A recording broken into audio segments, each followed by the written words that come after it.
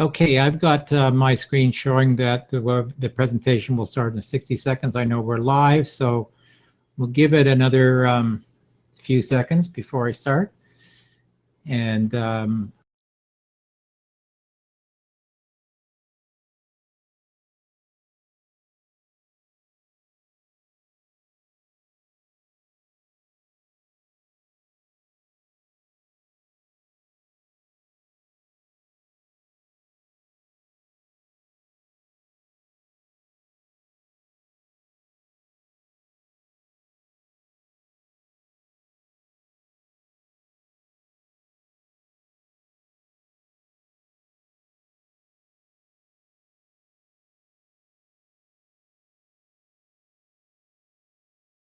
person is in Ecuador, and she lives lives in Norway, and we have another technical person from, I think, from Pakistan. So it really is a global world we're living in, and that presents us with great opportunities to work. The world is our oyster when it comes to finding freelance work.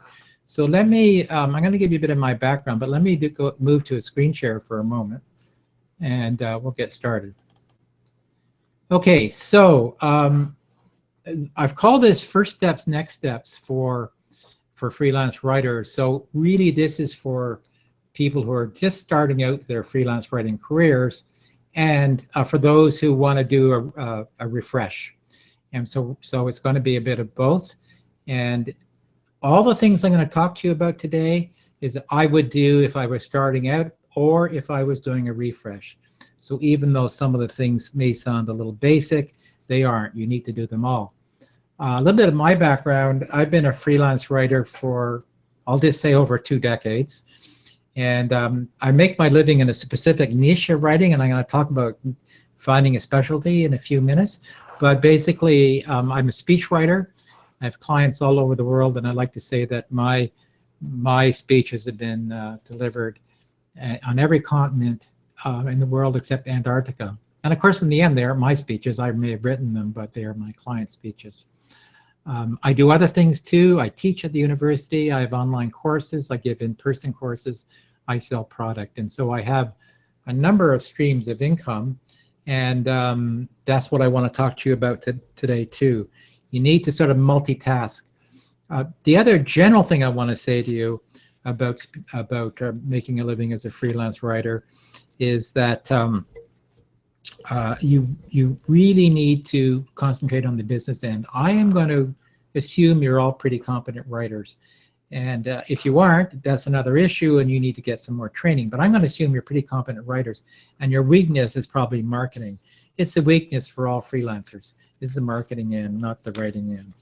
So why don't we get started by telling you a little bit what we're going to talk about today. Finding a passion, developing a niche, that's critical. And I'm going to go right into that after I just review these other items. Preparing deliverables, I'll tell you what they mean.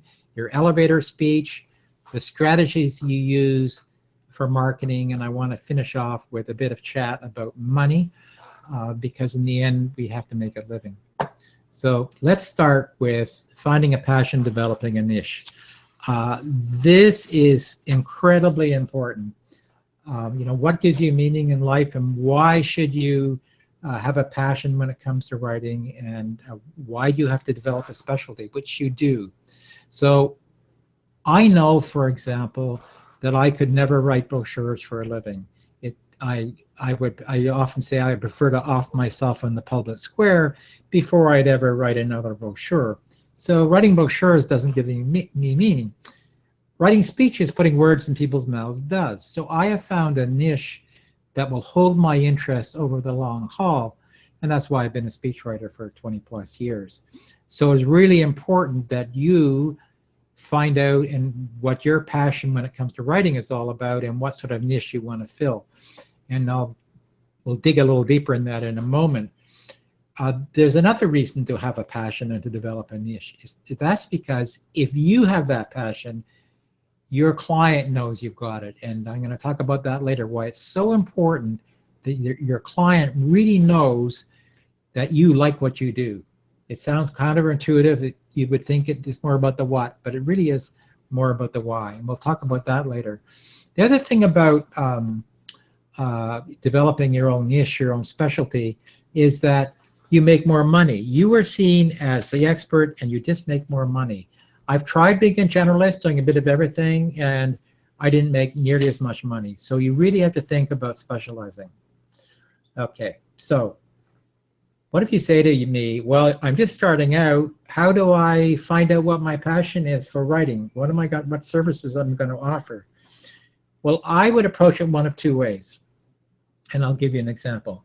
Let's take the picture on the right by genre. And by that I mean the type of writing you do in terms of the documents you produce. That's the way I go in. My genre is speech writing. It could be brochure writing, God help me. It could be white paper writing. It could be newsletter writing, a whole host of other things. I've selected speech writing because that's what I like to do. So with that particular genre, because I like putting words in people's mouths, I have clients from all different sources. I have public sector clients, I have private sector clients, I have NGO, non-governmental organizations for clients, and I never know what I'm going to be writing about. So my niche is narrow, is speech writing, but the subject matter is very wide and the client's very wide. So let's say that you think that, no, I don't want to specialize in one sort of genre, but let's say that you really are interested in writing speeches for, not speeches, but you're interested in the environment and you're an expert on the environment. So there's an industry and an interest you hold. So what you could do is say, look, why don't I take my expertise in things environmental and I will write for maybe non-governmental agencies that specialize in the environment, like Greenpeace or other environmental entities. Or maybe even if you wanted to write not speeches, but write documents for the forestry sector or for, I don't know, oil companies, all of whom have a big, strong environmental interest.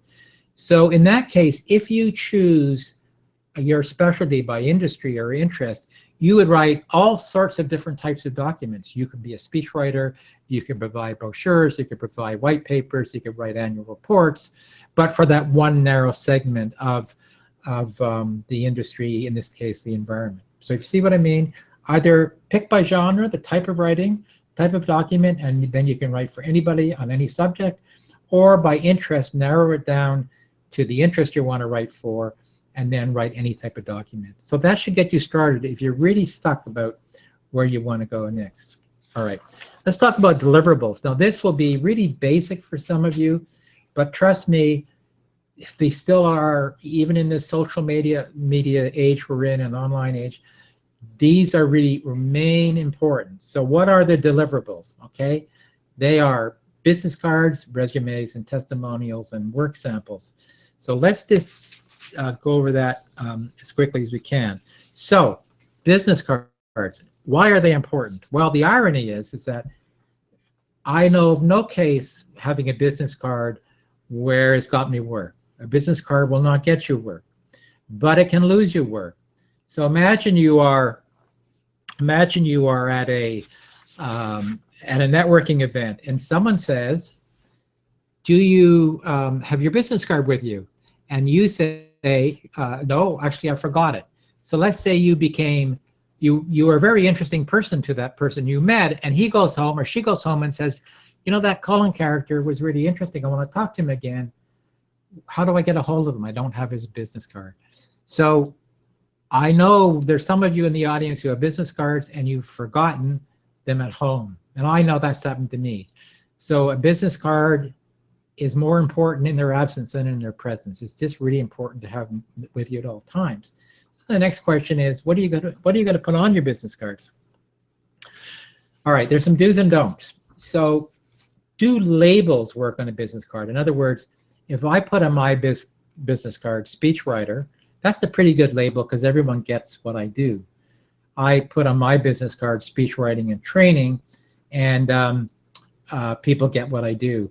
And that label in and of itself generates a conversation.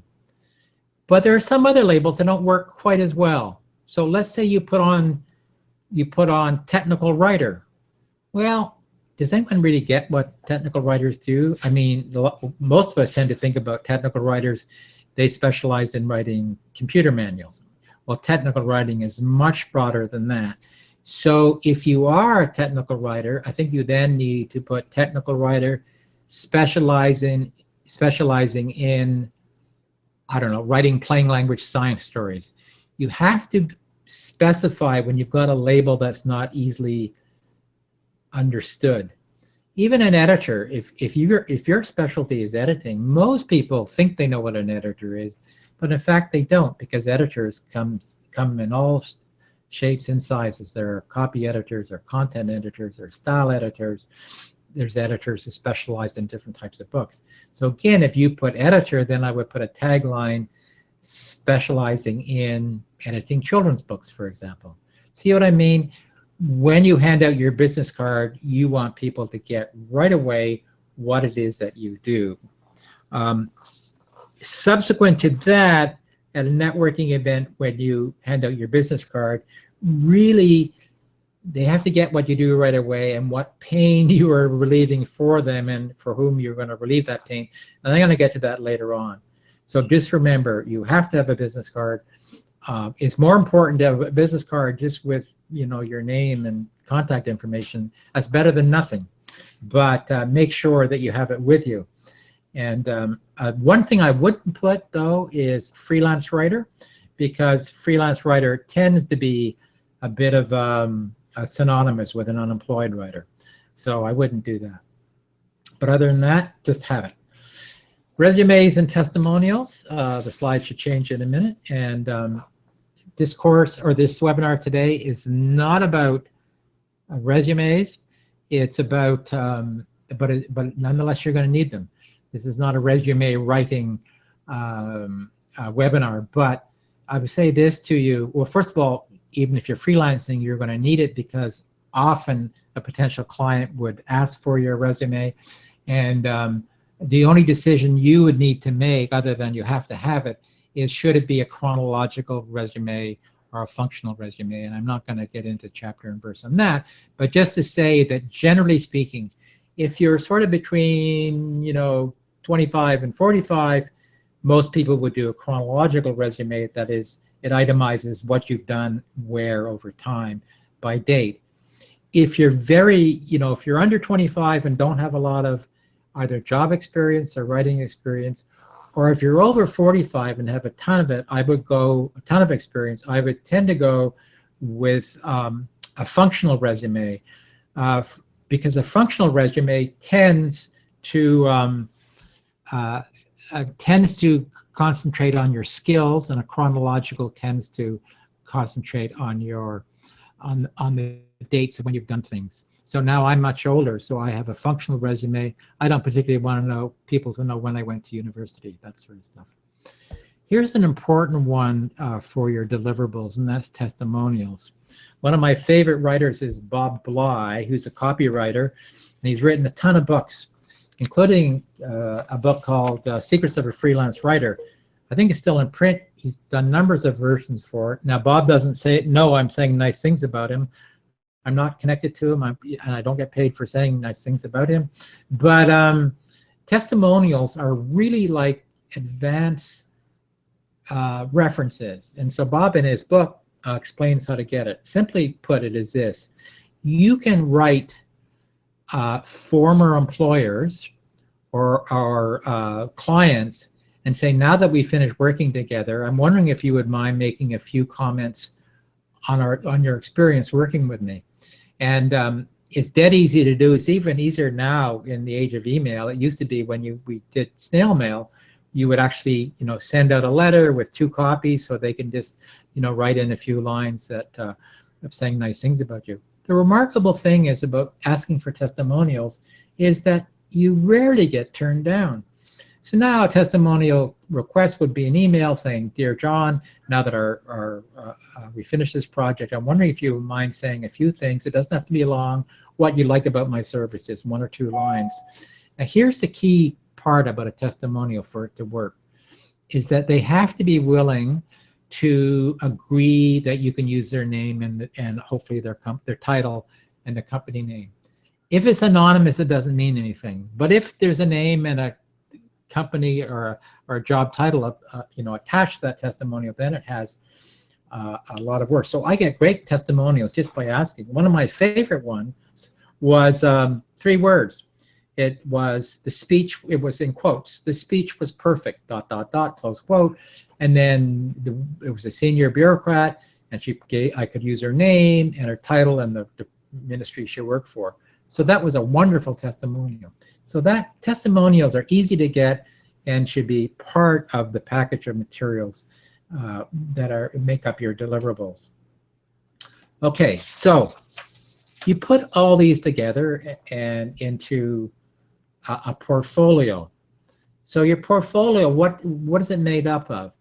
It is made up of a number of things. It would be your business card, a couple. Like I usually do a physical portfolio where it's a file folder that opens up and there's pockets on each side. So I'll include a couple of business cards. I'll include my resume, the functional or chronological resume. I would include testimonials, and I would include a few work samples, okay? So depending on who I'm trying to get work from, I would select 2 important work samples. And if they're long work samples, then I might want to, use summaries and so on. So then what do I do with the portfolio? Well, you know what? Once you put it all together, a physical package, you don't do anything with it at all. Do not, under any circumstances, send your beautiful portfolio out to anyone if they haven't asked for it. Your beautiful portfolio is someone else's junk mail. So please don't do it. I have a reserve of about 10 physical portfolios I keep in my office. I don't send them to anyone, but when I go out on a networking interview or I go out to an information interview, I always have a hard copy of that portfolio with me in case I'm asked. So here's the rule: have a portfolio and then keep it to yourself until you're asked. Now, of course, you should have an electronic version of that portfolio, okay? It's very important. So you do the same thing electronically and you put it up on a static blog. So we're going to talk about websites and blogs a little later, but I would say to you that right now, if you don't have a blog or an electronic presence of any sort, you could go up to wordpress.com, choose a template, and then post up on that blog your work samples, your resume, and some testimonials. That's all you have to do, not with the idea that people are going to read it constantly. They're not. You don't have to add it to it. But what it does do, it gives you an electronic address that you could even put in your email signature line. Because quite often in dealing with clients, they'll say to you, if we're dealing with them via email, they say, well, can you send me some work samples? They don't want the hard copy, and you can just give them the link. Now, of course, you could choose to put them all together in a PDF file and send them directly that way as well, and that's another way to do it. But you have to have some method of sending to your potential clients an electronic version of your portfolio. Okay, so those are your deliverables. Whether it's old school hard copy or new school electronic copy, it doesn't matter. The irony of all this is you're not often asked for them, especially if a potential client is calling you. I have hundreds of speeches to show as examples, and unless I'm bidding in competition for a job with someone else, I'm not generally asked for samples. But of course, it is very important that you have samples in case you're asked. Okay, now, there are other forms of deliverables too that you might want to consider. They're not quite as usual to be included in your portfolio of deliverables, but there's something you might want to consider. One is a biography. That talks about you in sort of like in the third person. Colin Morehouse has been a speechwriter for over 20 years. He has clients all over the world, et cetera, et cetera. So it's you saying nice things about yourself, but in the third person. It's almost like your about page if you have a website, okay? You could have a press release. If you have started a small freelancing company, you could say, Colin Morehouse and Associates has to start a new company on providing specialized freelance writing service, blah, blah, blah. You could make up a press release. Another good exercise is do what they call FAQs. that's questions and answers, or frequently asked questions, and you make up the questions, and then you answer them. And this is a good exercise for yourself, by the way. So when you try to decide, what you're going to offer and who you're going to offer it to, if you do make up some questions and answers for yourself, it narrows down, the gap so that you really can identify specifically what you're offering. And also can be in a hard copy in your portfolio if you want to questions and answers about my services, the type of client, pricing, and all that sort of thing. So deliverables are sort of old school, but they're not, doesn't mean they're unimportant. They really are quite important as you're selling your services. The only difference between old school and new school is the product is the same. It's just how you actually deliver it, electronically or not. Okay. I'm going to turn now, and I'm not sure how fast the slides are changing on your screen, but I want to turn now to marketing strategy. Again, there's old school and new school. Old school being paper-based and in-person marketing, and new school tends to be more online. Now, online marketing is a whole thing in and of itself. I'm going to just make minor references to it, but it's a huge area by itself, and that's the subject of another webinar. But so let's talk a little bit about strategies you can use to sell yourself. And I want to start with talking about elevator pitches, what they are, and where you use elevator pitches. And first, of course, if I'm going to talk about an elevator speech, I want to talk about what it is. Well, of course, it's about an elevator speech is traditionally thought as is the thing you say to try to sell yourself in the 30 seconds it takes to get from the 10th floor to the bottom floor, right? That's the literal translation. But really what it is your pitch to sell yourself and your services in a very short period of time. And I do emphasize short period of time. So, but they're more than just the traditional, pitch at a networking event, although that's where you're going to use it most often. So you'll see on the slide on your screen, and this is really key, it's that what it says on that little blackboard on the left. For your elevator speech, your elevator pitch to work, you have to be interesting and be interested. In other words, you have to be an interesting person to talk to. And you have to be interested in the person you're talking to. I can't emphasize that enough.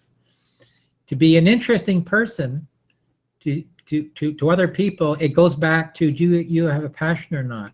I can be really interesting about speech writing. I can't be interesting about brochure writing because I have no passion for it. But I love writing speeches and I love talking about it. So see what I mean? So the traditional place that you would use an elevator speech would be at a networking event. And what do people say at a networking event? They say, oh, and what do? You have 30 seconds to say what it is you do. Again, I'm very lucky because I say I'm a speech writer, and I don't even have to finish the sentence because people say to me, oh, really? I didn't know people didn't write their own speeches. Or they'll say, oh, can you make money at that? How much do you make? Or they'll say, oh, did you write, I'm going to be a little vulgar here, did you write that piece of crap for, and then they fill in the name of the politician they hate most that they heard speak last. Did you write that crap for Donald Trump? Well, not him, of course, but they fill in the name of someone they don't like, because everyone knows about speeches. They've all heard them. Maybe they're quite often in a negative sense. So I'm lucky. You, again, when you're thinking, if you're a brochure writer, then you need, and you love writing brochures, so you could be interesting about it, but you need to be able to say, I write brochures, but you really need to get into the details very quickly and before their eyes begin to glaze over. And you have 30 seconds to do it, okay? So it's a challenge, and I'm going to talk a little bit about how to prevent the eyes glazing over in a minute. But elevator speeches or their equivalent show up on other things too. For example, your email subject line. Your email subject line, why do people, how many emails you get a day? Why do people click on an email? Why do they choose not to? I think that if your subject line suggest you have useful information to share. So if I have a subject line that says 10 quick steps to write a great speech, I may get someone to click on it if he's interested in speech writing because it says, aha, this email is going to give me useful information. The other subject line you could have, it could be really intriguing subject line, could be provocative. So is your subject line showing you to be an interesting person? Why would I want to click on, why do I want to hear what this guy has to say? You know, you can Google search, by the way, you should if you haven't done so already, you could Google search interesting subject lines for email. So it's a whole art form in and of itself. For those of you who are on Twitter, you know, you got 144 characters to be interesting.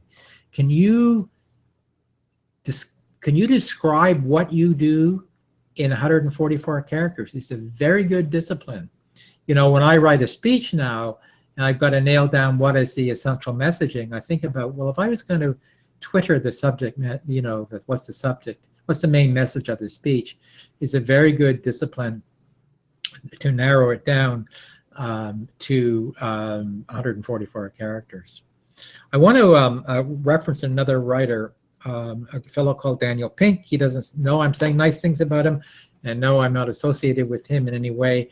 But if you do a YouTube search on just YouTube, search Daniel Pink elevator speeches. He's got a great short piece on elevator speeches, and he talks about storytelling. He talks about 1 or 2 word pitches. He talks about, you know, how important even a rhyme might be in a written elevator speech or a spoken elevator speech. He makes as a reference, you remember, he refers to the O.J. Simpson trial, those of you old enough to remember the O.J. Simpson trial, and there was a lot of controversy over whether a glove fit O.J.'s hands or not, and they didn't during the trial.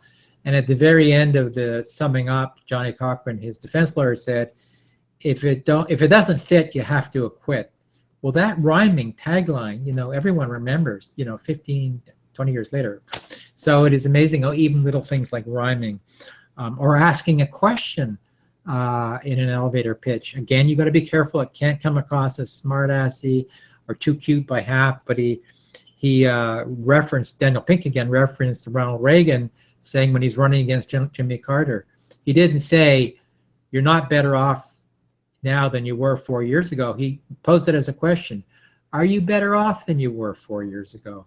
And everyone hearing those words said to themselves, no, I'm not better off economically than I was 4 years ago. And I don't know how important that was for Reagan's election, but pretty important. So check out that Daniel Pink elevator speeches on YouTube. I think you'll find it useful.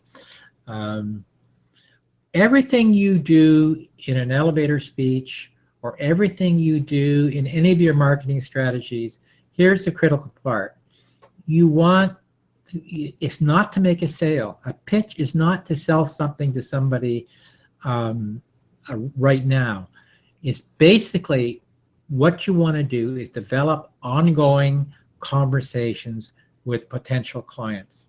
Okay, it's about ongoing conversation. That's if you phone up someone, and when I had a job on the dark side, when I was working in communications and government, I would have freelance writers call me and say, hi, I'm John Smith, I'm a freelance writer, do you have any work?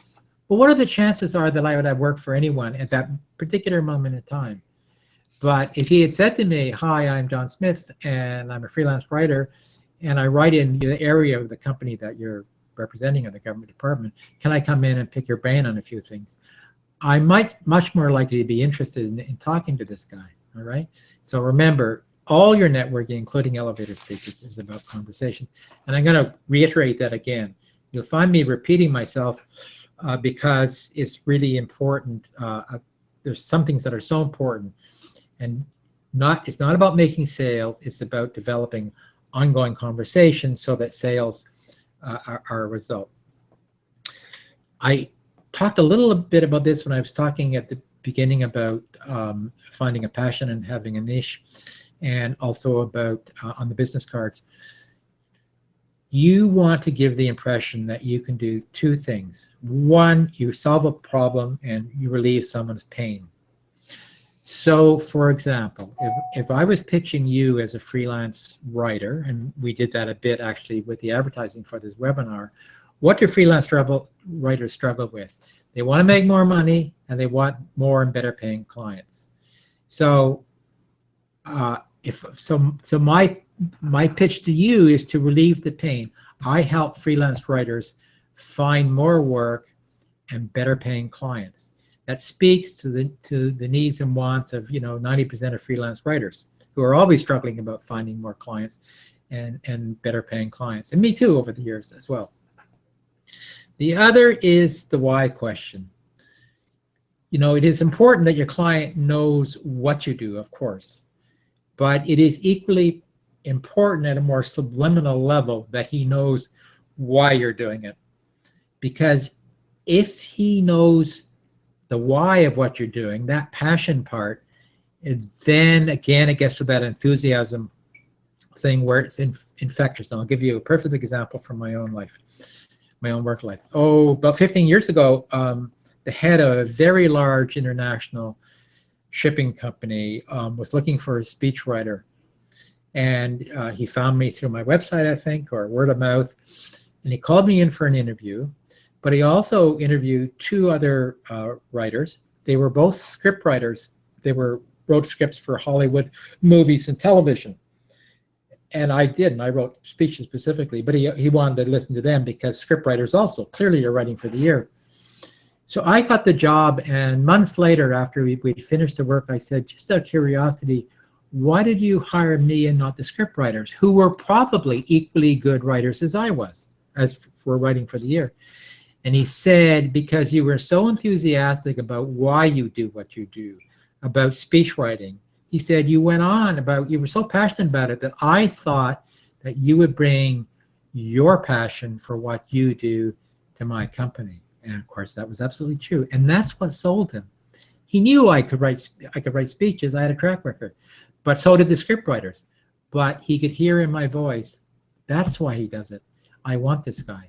So that's what you want. You want to relieve people's pain, and you want to make them feel that you are doing this for a reason, that this is your passion. Sorry to be kind of repetitive here, but it's really important. Okay, marketing like a fiend, and that's the next slide, and I'm not sure if the slide's up on your screens yet, but it's important that you know the difference between push and pull marketing, okay? So push marketing is the marketing that you do that requires the other person to respond to you. So you could ask for an interview, an information interview. They would say yes or no. You would submit an article for publication. You would submit a query letter for an article for publication. And so they would say yes or no. That's push marketing. You have to do that. The pull marketing are the things that you do that pull people into you, okay, and get you noticed. So why don't we then turn to that? I want to talk, we're halfway through the session already, and there's a lot of stuff I want to go over, but this is really important stuff about the pull marketing and the push marketing, and you have to do both. So for example, pull marketing, getting published with a byline. So even if it's a free article, for example, I've written a couple of times for Toastmasters magazine. Actually, it wasn't free, I got paid. But I was writing in a magazine for a lot of people who were interested in public speaking, Toastmasters, and I wanted that article to pull people in to come and talk to me about whether they needed speech writing help for their speeches. Giving a free talk. Let's say your passion is writing, about the environment. It's a very hot topic these days. And let's say that you specialize in, tanker traffic and pipelines and all that stuff. You could give a free talk to a bunch of CEOs about how to tell their environmental story more convincingly. Okay, so when you give a free talk, I often will give a free talk to a group like, say, the International Association of Business Communicators. That's a group that's made up of people who are in the communications business. So and speech writing, speech giving is a subset of that. So I'll give a free talk to them, hoping over the long haul they'll remember, and perhaps I'll get hired down the line. And in fact, that has very much happened to me. I've gotten some quite lucrative contracts coming out of my free pull marketing by giving a free talk. Giving away a free product or service. You could give away, let's say you've written an ebook, you could give away or sell if you like, but you know that usually you don't make a huge amount of money from an ebook. Some people do, but there are a lot of free ebooks on the market. But you could use a free product or service. Maybe you can offer a 20-minute consult for free on whatever you're offering, and that is that the idea is to pull that in. Okay. By the way, one of the markets you might want to look at as you're offering your services as a pull form of marketing. As a speechwriter, it will make sense for me, in addition to the clients I land on my own, would be clients that who bring in clients for me. So for example, a PR agency provides lots of communication services for their clients, including speech writing. Well, speech writing is very labor intensive. So it would make sense for me to go to a PR agency who have a lot of clients and say, look, I know you provide speech writing services for your clients. Would you be interested in me helping you out with the speech writing aspect of your business? So now in me, they get a really good speech writer, probably better than their in-house people, and I can take that load off. I get paid less money, probably because the agency is taking a cut.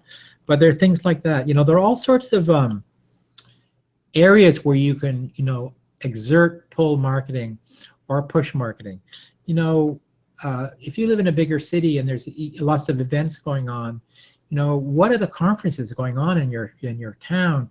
Talk to the event planners. What do the events need demand in terms of writing skills? I had a friend who for years, I don't think she still does it, traveled the world covering medical conferences. That's all she did.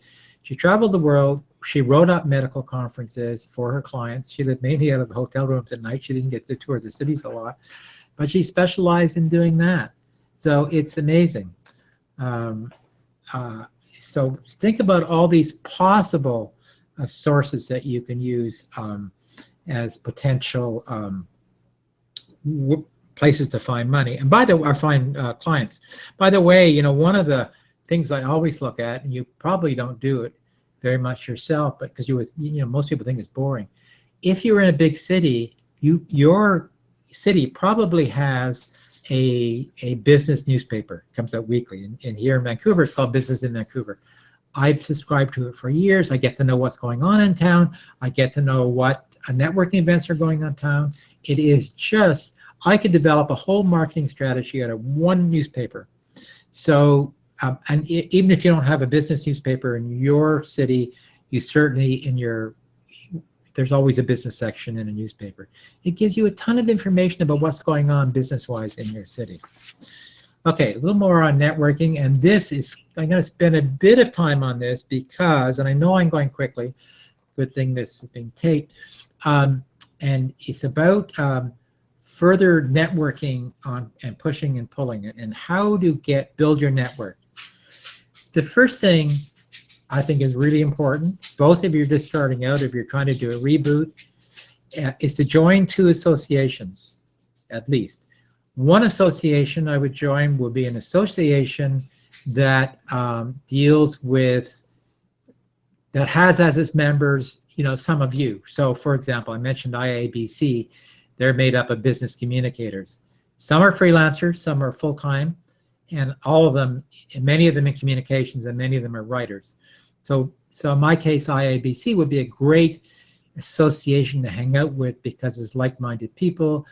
If they know you specialize in a particular type of writing, they could say, oh yeah, Colin Morrows, I know he's a speechwriter, I'll go talk to him. The advantage of joining that sort of association is you get the comfort of the group, you feed off each other's ideas, and they can refer work or potential work you do that for each other. Now, if you join an association, the real smart thing to do, the first thing you should do is volunteer. Just volunteer, get yourself known. One of the smartest things I ever saw people do is they volunteer at their networking events of an association. They sat at the front, where people were coming in to get their tickets to go in. They sat there and introduced themselves, and they took the tickets and volunteered, all that stuff. They got to meet, most of the people who belong to the association. You can't beat volunteering. The other association I would join is where you are the only writer in the group. So let me give you an example. Again, as a speechwriter, but it could apply to anything that you're doing. So I like writing about science and technology. So why wouldn't I join, in addition to, a science writing association or a IABC or a public relations society or whatever? Why wouldn't I then also join a group that specializes in science? So let's say I wanted to write on biotechnology in Vancouver. There's a big biotechnology sector, small startup pharmaceutical companies and biotech companies. Why wouldn't I join their association? And I go to one of their events. And one of their events, probably they would have a luncheon with a guest speaker, and you sit at the table and everyone exchanges their cards on what biotech firm they represent. And all of a sudden you're there and you're the only writer in town. And I say I'm a speech writer, and there's a pause, why are you here? And you're off to the races. They're already automatically interested because you are the odd person out. You're not one of them, but you may have a service that would be very useful to them. Trust me, joining an association where you're the only game in town, you're the only writer there, is a very good thing to do. Okay, here's a push one. And this will take me a bit of time, and we're marching into I think we're about 40 minutes in, but this is really important because this is how you build your network. This is what I call the rule of 12. The rule of 12 says this: at any one time in your marketing strategies, if you have 12 proactive you must have 12 proactive marketing balls spinning at once, up in the air at once. Now, by proactive, I mean push. So 12 things that you do that will require people to say yes or no. Okay, so an example would be a query letter to a magazine. Would you like me to write an article on such and such? And they say yes or no. If you get a no, you've got to put up another query letter to a different magazine. Or it could be I want to do an information interview of some sort about their needs and so on. So you get 12 of those. Every time you get a no, you put another one up in the air. Now here is the cool part. Let's say it's an information interview, all right? You go in, and the first thing you do is you let them do most of the talking. You would be amazed how much they think you're a brilliant conversationalist if you let them do most of the talking. Now you can tell I talk a lot, so this is a hard one for me to do. I have to bite my tongue and I ask them about what their typical day is like in communications or whatever their job is. Trust me, the conversation will come around to you at some stage. They may even ask if you have a portfolio with you. That's when you bring out the physical portfolio.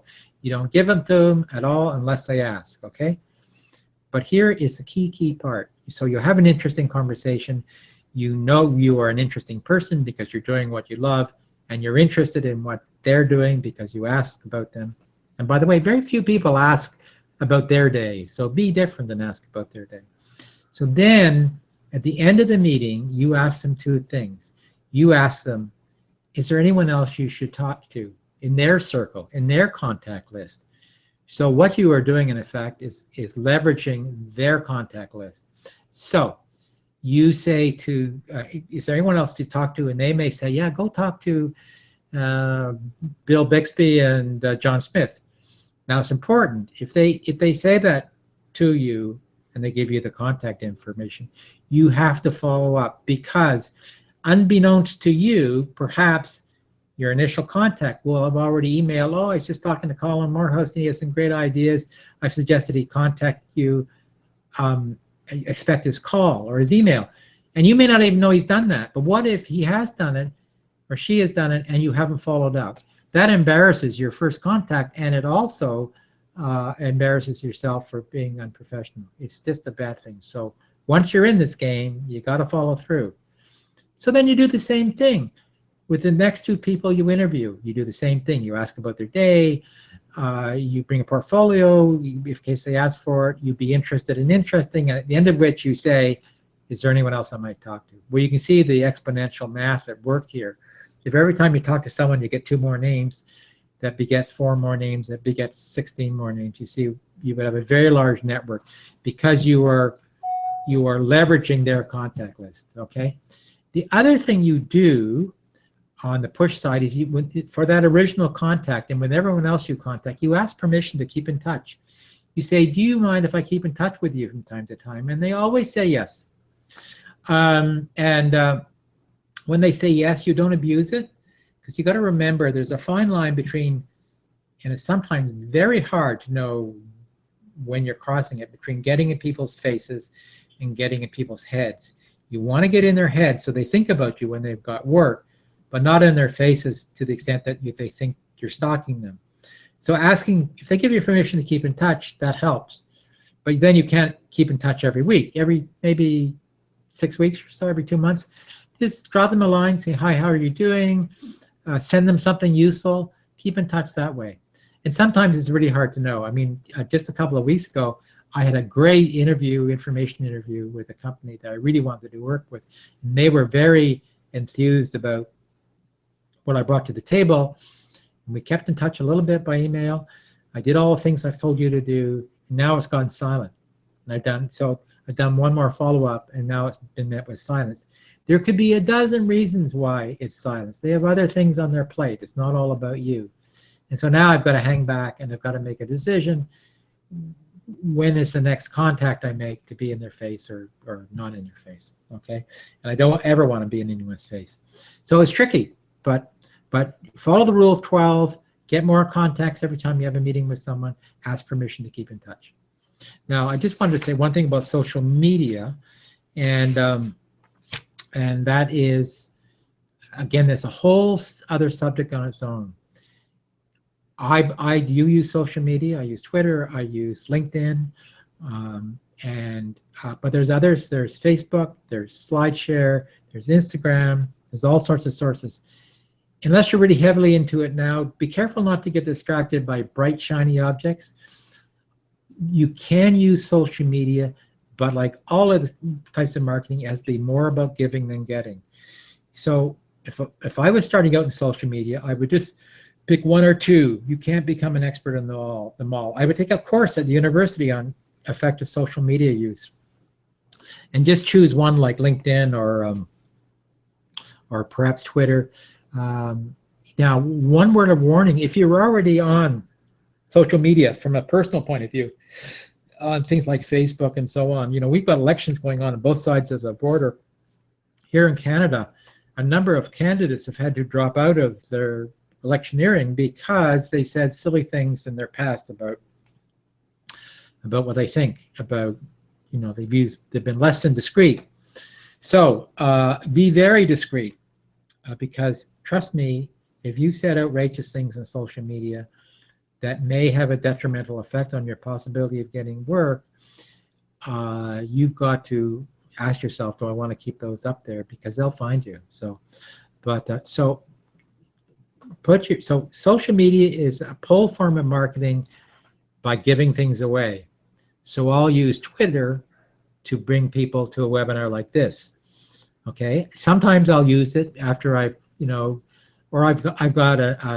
a monthly newsletter as well.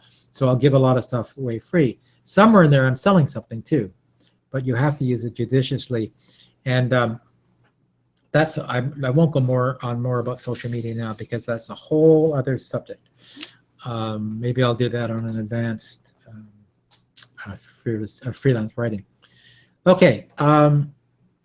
So I want to go to this, and I'm going to repeat it over and over and over again. This will be my third time. The whole point of networking, of marketing, of everything you do, is not to make a sale in the first instance. It's to generate an ongoing conversation. It's as simple as that.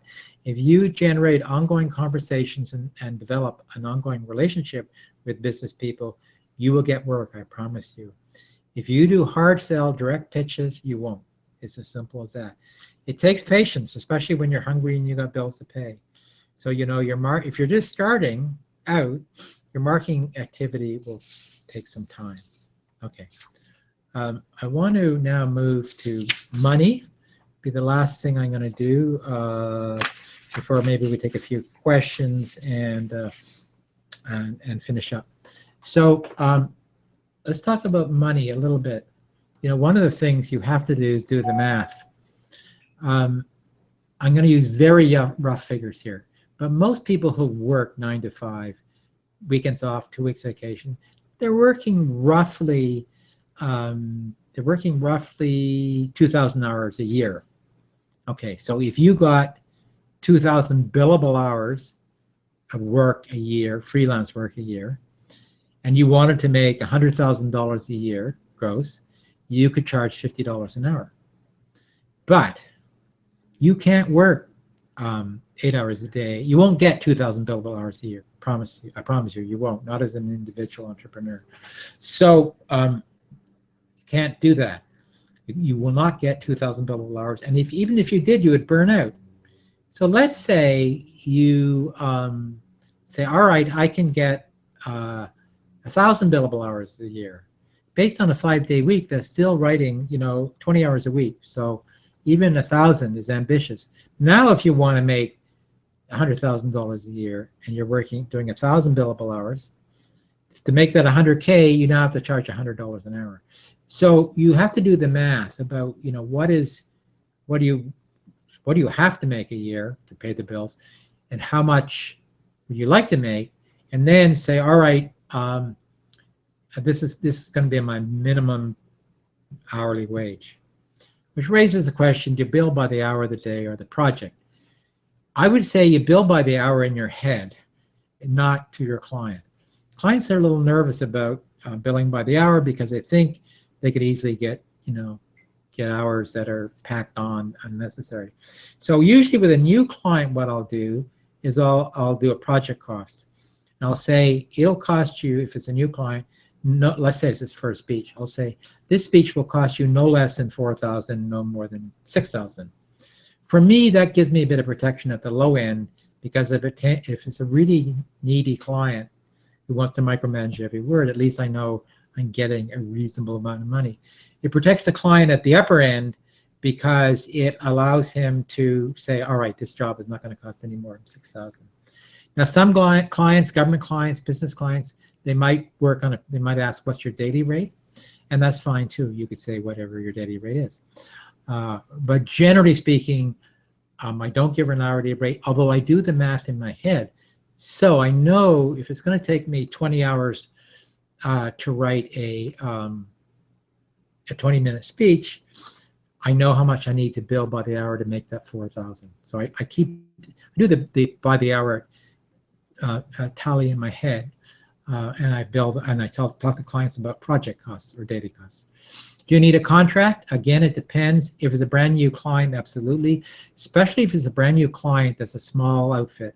So I do the contracts by email now. So you have a conversation on the phone, and you say you agree to this project for this amount of money for this delivery date, and you feed that back to them. Hi, John. Just to recap our conversation, we agreed that I'm going to write this white paper for you. It's going to be so long.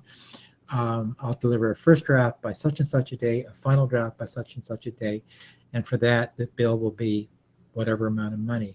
And then they have to say yes. They have to sign off on it, okay? That's really important. So there's no misunderstanding.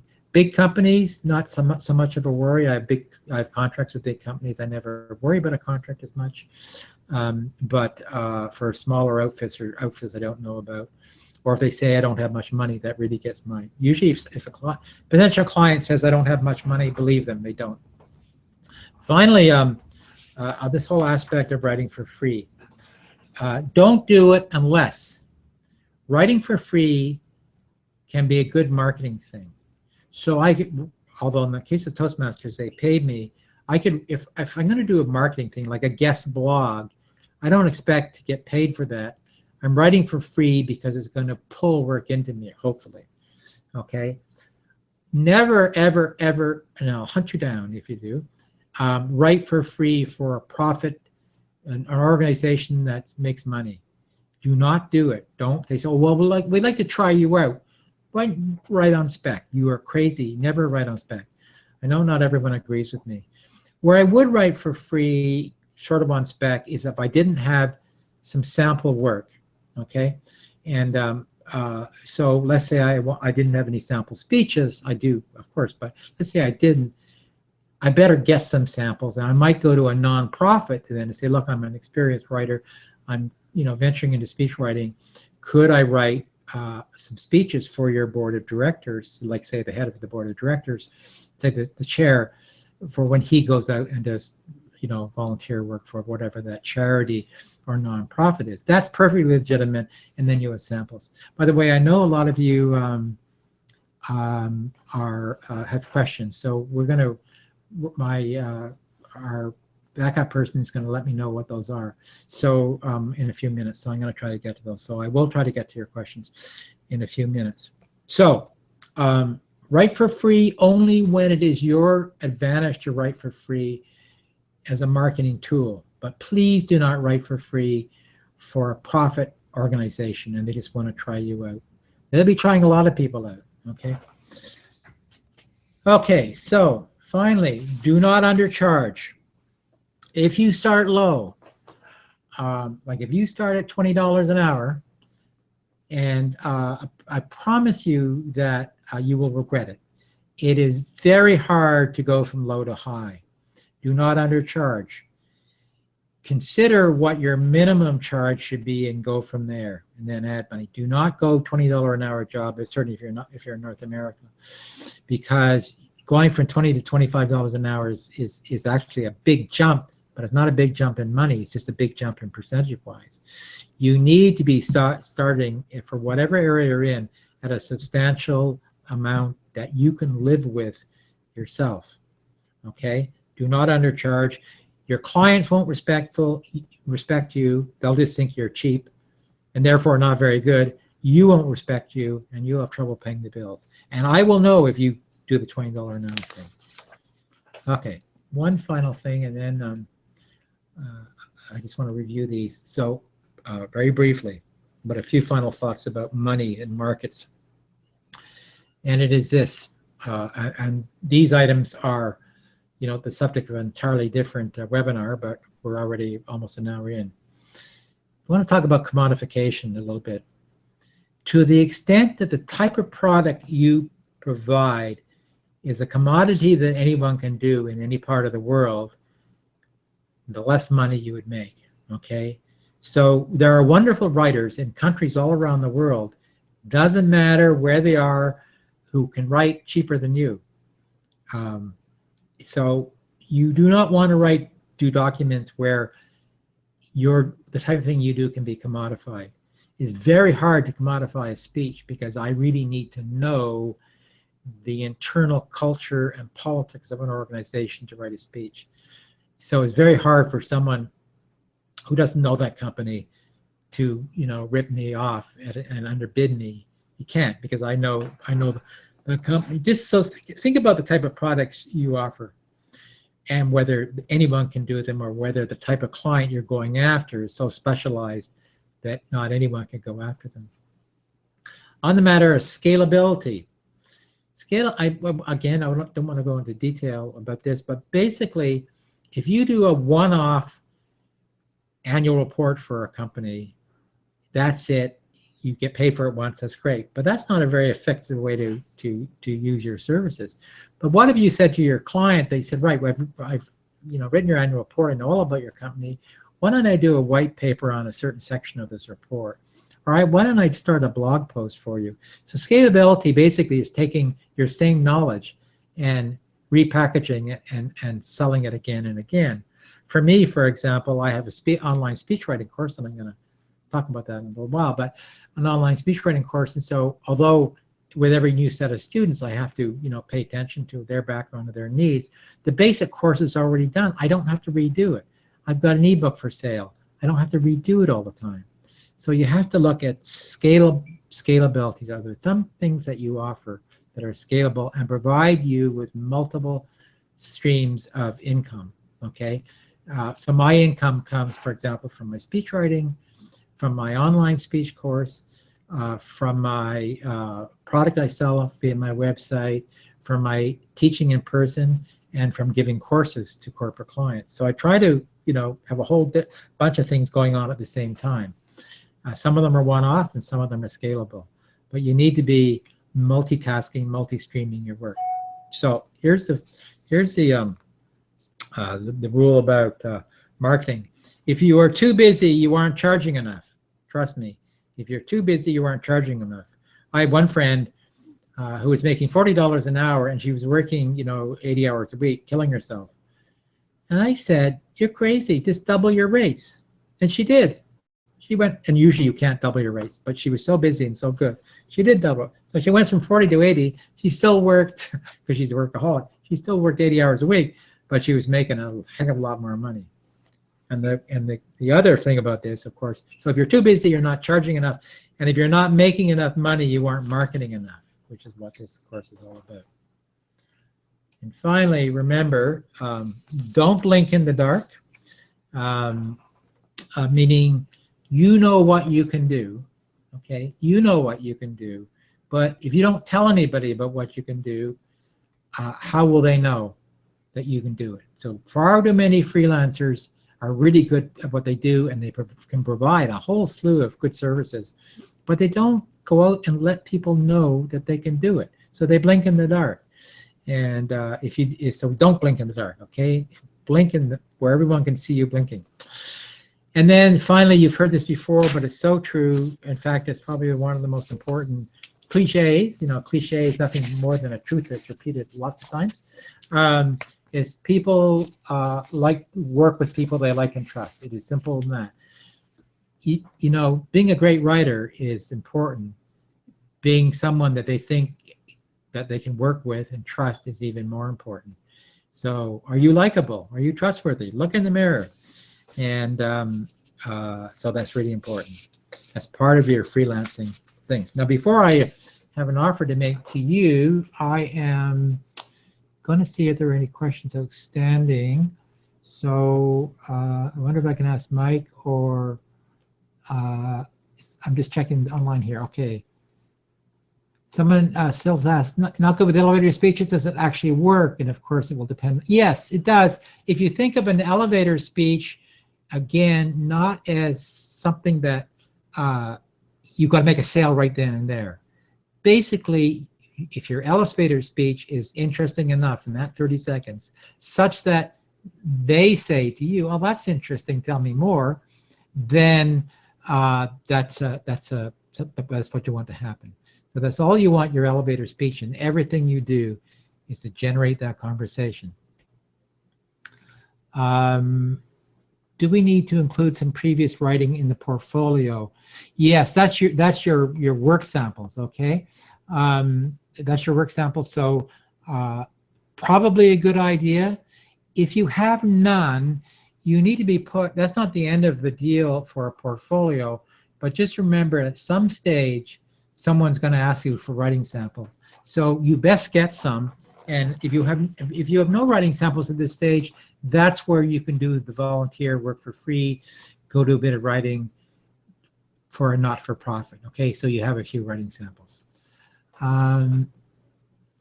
Is there such a thing as too much marketing or too much self-promotion when you're a freelance writer? Yes, yes, in the sense that if you make yourself a pain in the butt, so that's that getting in their face, getting in their heads type stuff, right? So it's a very fine line. So you can't keep bugging people, because one of the truisms we have as freelance writers is that our marketing efforts, that's the most important thing for us. Will I eventually get work? But you got to remember, from their perspective, their interaction with you is only a tiny percent of their day. They're not thinking about you very much, okay? So we have different perspectives. Our perspective as a freelancer looking for work versus theirs as a potential person to hire work, to give someone work, is entirely different. And I got to tell you, after 24 or 5 years of doing this, it still can be a challenge on whether I'm pushing too hard. Am I getting in their face or getting in their head? I've got that going on right now. And I'm trying to bite my tongue and stay away from my email list. Should we share our Twitter or Facebook profile in the portfolio? Sure. I mean, if it's easily printable or easily convert it to a PDF. Sure. I mean, if your Twitter profile or your Facebook profile or your LinkedIn profile is something like what your about page would be on your website, then sure, there's nothing wrong with that if it's just a straight printout. What I'm nervous about for people who have their personal Facebook pages where they've been, shall we say, less than discreet, that's something you don't necessarily want to share. I think that's all the questions I've got so far. So and we're well into the hour now, we're over. So thank you for being so patient. I do have, as you probably won't be surprised, I have two little things I want to mention to you for you to consider. For freelance writers, I run mastermind groups, and a mastermind group is a group of 4 or 5 people where we meet online, or usually via the phone, and we meet every 2 weeks, and we act as each other's board of directors, okay? And so let's say one person is being challenged by doing an elevator speech. Another person is being challenged by, networking, or has a question about cold calling. Do I need to make cold calls? Or they need help with their portfolio. So in a group of 4, if we're on for an hour, that person gets the floor for 15 minutes. This is what I'm struggling with. The others in the group make suggestions about how they could do things better. So everyone gets their 15 minutes of fame, if you like. Everyone contributes to their challenges. And then we go away and for 2 weeks, and we do it all over again 2 weeks later. Now, the advantage of mastermind groups is that there's something about the group energy that works really, really well and spurs you on. You don't want to, not have done anything in the next 2 weeks. So if you've committed to do 2 emails, marketing emails, or to go out and do 2 information interviews, we want to hear how it went. I act as the kicker in the pants very gently. Now, I've been running one now for a very long time, but it's full. And so I'm looking to start another one. The trick is getting 4 or 5 people at any one time. So if you're interested, if you go to my Fearless Freelancing website, you'll see that under products and services, you'll see how they work. Now, normally you have to make a commit. They're $50 per person per session, and you have to make a commitment of 4 sessions, and then you can say, I don't want to do this anymore, or you can continue. So that's a commitment of $200, but for this discount offer, if you do it the next 2 days, it will be $150 for 4 sessions for the first go around. Most people in the group I've had going for over a decade now, we get a lot of people who come in and out over time, and then we get a core group who sticks with us. So I'm looking to start a new group. So if you're interested, so what you do is you go there and you read the blurb, and then if you're interested, you can send me a direct email, which will be at this end of this little blurb. You can send me and say you want, because I'm compiling a list now. I've got half a dozen people who are theoretically interested, but until you ask someone to pay, you won't know whether they're really interested. So discounted to September 22nd if you sign up by then. And then for those of you who might be interested in speech writing, if you go to weneedaspeech.com under products and services, I'm starting a new 6-week course on the 28th. And that is, again, is a 25% discount. Normally it's $495 for the course, and I think 25% is makes it $396 for the 4 weeks. So that is what that's about. You've been really patient. We're now into an hour, 7 minutes, or 9 minutes. So there's my email address. You can email me there, and about any questions you have, feel free to email me anytime about freelancing, about speech writing, about the courses. I think there's going to be a link to the webinar replay that we're going to all get. So with that, I think we can stop going live. So I'm just going to I'll stop the screen sharing. So I'll actually wave goodbye to you. Hang on, my picture. Just give me a second. And we got to thank you for attending. I don't know if you can see me, but if you can, great. If you can't, I'm waving at you if you can see my picture. And thank you so much. And we'll see you one way or another online, okay? Remember, don't undercharge, ever, okay? Thanks, everybody. Bye.